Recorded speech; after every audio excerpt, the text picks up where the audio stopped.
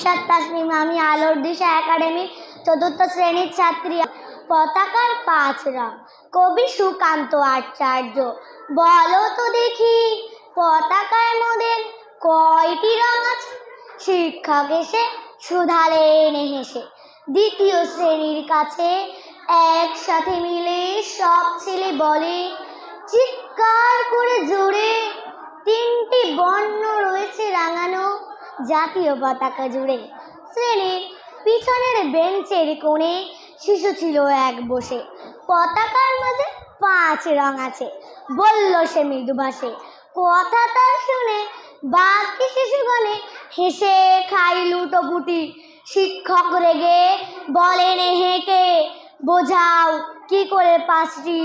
সরল শিশুটি বলল তখন, উপরে গেরুয়া মাঝখানে সাদা, সবুজ আছে তার তলে আর আছে আঁকা গোলাকার চাকা, নীল রং আছে এতে।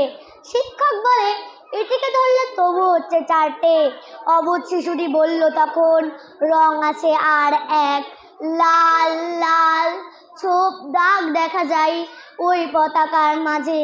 বাবাকে যখন আনলে ওরা কফিনের ঢাকা খুলে, জড়ানো রয়েছে দেহখানা তার পতাকায় আর ফুলে।